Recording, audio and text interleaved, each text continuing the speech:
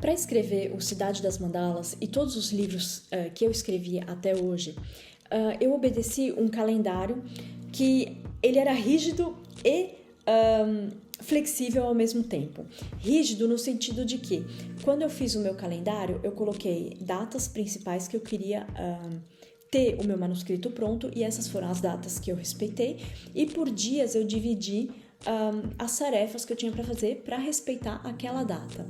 Nesse sentido, o calendário foi um pouco mais flexível, porque como eu comecei, foi o primeiro livro que eu escrevi, a meta que eu me dei era uma meta de 2.000 palavras por dia.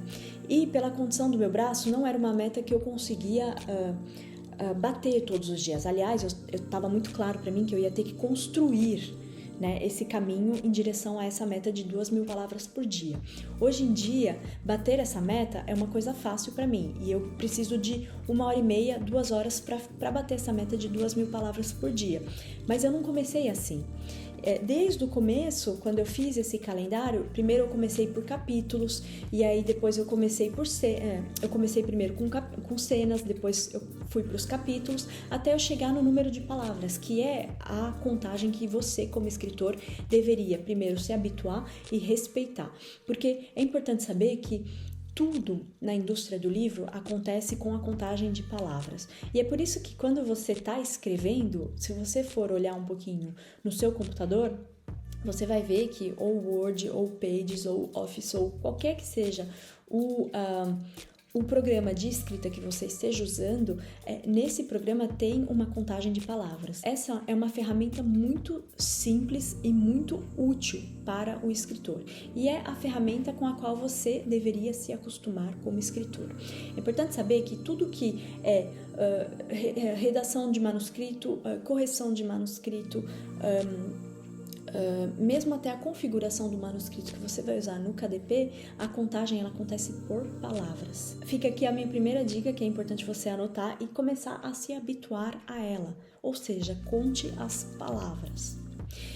Tudo isso para falar que no começo eu contava cenas, depois eu comecei a contar capítulos, e foi bem depois, ninguém falou isso para mim, eu comecei a ter o feeling, a entrar mais em contato com os profissionais do mundo da edição, do mundo da publicação, e foi a partir daí que eu comecei a usar a contagem de palavras. E aí o mundo inteiro se abriu para mim, porque eu consegui bater as minhas metas de maneira muito mais fácil.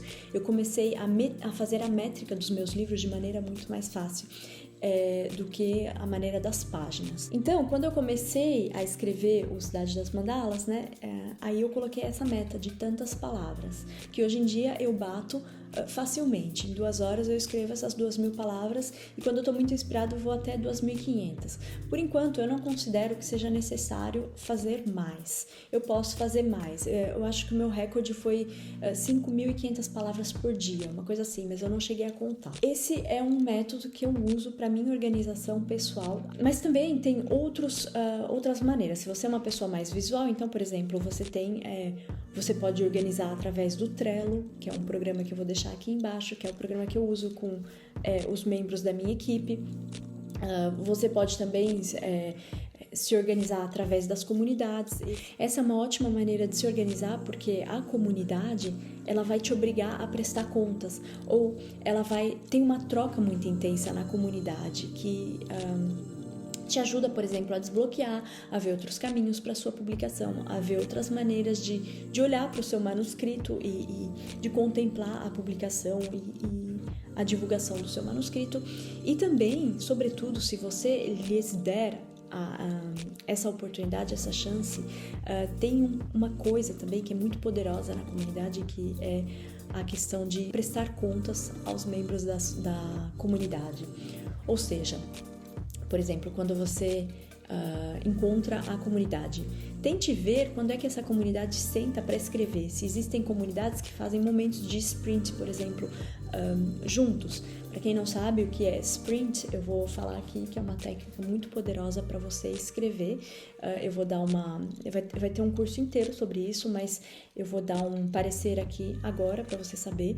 Então, escrever em sprints por exemplo, você pega o seu telefone, você coloca um alarme no seu telefone, E durante esse tempo, por exemplo, você coloca 25 minutos. Eu uso sprints de 20 minutos, que é o que eu consigo. Depois eu preciso de uma pausa. Então, durante esses 20 minutos, você corta o som do seu telefone, você coloca aquela placa de não disturbe e você corta tudo que é distração e você escreve. Você escreve sem corrigir, você escreve sem reler, você escreve sem pensar. É como se você nesses 20 minutos, você se colocasse em transe e você escrevesse. É a única coisa que você faz. Os sprints de 20 minutos que eu faço é quando eu consigo bater as metas de 500 palavras. Por vezes 600, 700 já foi o meu máximo, né? Em 20 minutos, 700 palavras. Mas é assim que funciona um momento de sprint. Então, você pode ver, por exemplo, na comunidade, e aí depois do sprint, né, você toma aquela pausa de 5 minutos, onde você vai consultar o seu e-mail, o seu WhatsApp, o que seja, beber aquela água. O interessante é que tem comunidades que fazem sprints juntas. Então, assim, as pessoas se reúnem através da rede social, do Discord, ou do WhatsApp, ou sei lá do YouTube, do Facebook, não sei. E juntas elas fazem esses momentos de sprint. E, assim, eu sei que não foge um pouco ao escopo desse curso, mas é importante, é interessante ver que a quantidade de energia criativa que é monopolizada durante esses sprints é uma coisa de louco, porque assim são vários membros criando ao mesmo tempo. E isso multiplica o poder criativo da sua história, o seu poder criativo como autor e o poder criativo da sua história. Mas antes de você se organizar, é importante você colocar uma intenção. Uma intenção para a sua história, uma intenção para o seu momento de redação e uma intenção para o seu dia. Com o Cidade das Mandalas, ele nasceu da intenção. Na verdade, ele nasceu do conversar com outras pessoas, sobretudo com mulheres, e do saber que tinham outras mulheres que estavam passando por aquilo que eu estava passando, que fez com que o Cidade das Mandalas surgisse. Nasceu aquela vontade de ajudar, e aí eu comecei a buscar soluções para mim mesma, e foi quando eu esbarrei nas mandalas, no conhecimento das mandalas, e aí eu comecei a trazer o conhecimento das mandalas para a situação que eu estava vivenciando em Paris. E foi disso que nasceu o Cidade das Mandalas. E o engraçado é que, assim, cada vez que eu tenho um leitor que me fala do Cidade das Mandalas, esse leitor, ele fala que o livro ajudou, ou seja, a intenção se cumpriu. A intenção, ela teve um porquê. E isso é o que dá muito prazer, é o que faz toda a diferença. Eu tenho muitos artigos de blog que vocês podem ler a respeito de como colocar uma intenção na sua história. Eu posso garantir que a intenção, ela fortalece a sua voz de autor, ela fortalece a sua história, ela fortalece o seu impacto e ela fortalece também a maneira como você vai receber as críticas do leitor. Isso é muito importante para a estabilidade mental do autor. Então, não esqueça de quando você for colocar uma intenção no seu livro, tente usar como parâmetro mais importante o avanço, o progresso, que é aquilo que você vai sublinhar também na sua premissa universal. A questão da intenção, a intenção da história, ela não só é importante para atingir as pessoas, mas também para atingir o seu editor. Quando você escreve uma história, quando você tem a intenção de escrever uma história, você vai pensar, ok, por que eu vou escrever essa história? Essa é a primeira pergunta que você tem que se fazer, como eu já expliquei anteriormente. Por que você está escrevendo essa história? Isso já estabelece uma parte da sua intenção, mesmo se você for afinar a intenção conforme o processo se instala. Por que você está escrevendo e para quem?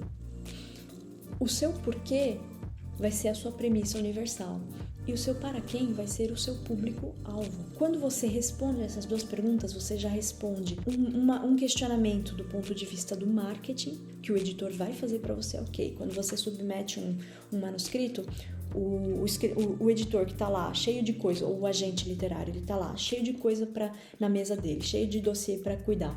E aí você, chega com o seu pacote lá. Ele vai olhar para sua cara e vai falar, tá bom, cadê? Você tem que facilitar cada vez mais a vida do seu agente literário e do seu editor, que recebe 15 mil papéis, 15 mil pacotes, 15 mil manuscritos, que ele tem que tratar todos aqueles pacotes, aqueles manuscritos. Por isso, como eu disse, você passa na frente. Se você tomar essas certas precauções de pensar no como você pode facilitar a vida do seu editor e do seu ou do seu agente, ou até mesmo do seu leitor, e você vai ver que os mecanismos de pesquisa também, eles vão perguntar qual que é o seu público-alvo, qual que é isso, qual que é aquilo. Você passa na frente de muitos autores que ainda estão tentando descobrir. Mas um ponto importante na fase do planejamento, da pré-escrita, da intenção.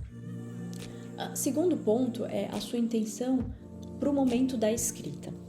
Para mim, como os livros que eu escrevo falam de espiritualidade, falam de yoga, do budismo, etc., e eu quis isso para minha obra, eu quis criar uma identidade mais espiritual para minha obra. Quando eu sento para escrever, eu quero me impregnar da espiritualidade, eu quero me impregnar dessas boas energias para eu poder transmitir aquilo para o leitor. Então, assim, a minha intenção quando eu sento para escrever uma história, também ela é muito importante, e eu aconselho você a fazer isso para criar um senso de unicidade no universo que você está criando, no universo da sua obra, porque nem precisa ser uma coisa de world building, né? Mas pode ser uma coisa, um universo da sua obra como única, como sua, e isso também vai criar a sua identidade. Então, o que eu faço? Assim, muita gente, né, que é auditiva e tal, senta para escrever com música. Eu também faço isso. Mas o que eu coloco são os mantras de yoga. E os mantras que têm a ver com a transformação que eu quero passar para o leitor. Ou seja, no caso da Kundalini, né, o primeiro livro da Kundalini, eu não estava tão atenta nisso. Isso começou a surgir com o livro Mandala de Fogo, que eu comecei a trazer mais a desenvolver, por exemplo, a Agni, que tem o nome dela, né, da questão do Ayurveda, que significa fogo, questão da transformação. E aí eu comecei a buscar no conhecimento hindu, no conhecimento indiano, quais são os deuses da transformação, do fogo. E aí eu cheguei em Shiva, por exemplo. E aí foi nesse momento que eu peguei os mantras de Shiva e eu comecei a escutar esses mantras de Shiva para compor o personagem da Agni. E o resultado foi um livro que em um dia atingiu a lista dos mais vendidos do Kindle, vendeu quase 800 livros em um dia. Para dar mais um exemplo, quando eu passei para a redação do A Grande Mandala, que é a continuação do Cidade das Mandalas, então aí o que aconteceu foi que, como é um livro onde trata a relação da Kundalini com a mãe dela, eu peguei o mantra do Kundalini Yoga, então, né? Então, por exemplo, mantra que ele é para as mulheres, um mantra que fala da energia criativa, que fala da mãe, a mãe Kundalini, a mãe Shakti. Então, esse é um dos aspectos também pelos quais eu impregno a minha obra daquilo que eu quero passar, da intenção que eu quero passar. O terceiro aspecto da intenção é você colocar uma intenção para o seu dia. E isso eu acho também que é muito interessante, porque vai te ajudar não somente do ponto de vista da sua redação, mas também do ponto de vista do seu dia em geral, como você vai viver o seu dia. O que eu comecei a fazer né, com relação a intenção para o meu dia foi começar o dia em movimento, e para isso eu faço as 6 saudações do sol por dia. Eu começo o meu dia com as 6 saudações uma vez que eu terminei os meus rituais de escrita, os meus rituais de leitura, perdão. Eu começo o meu dia com leitura. Então é isso, a importância do processo de pré-escrita, da intenção, da organização.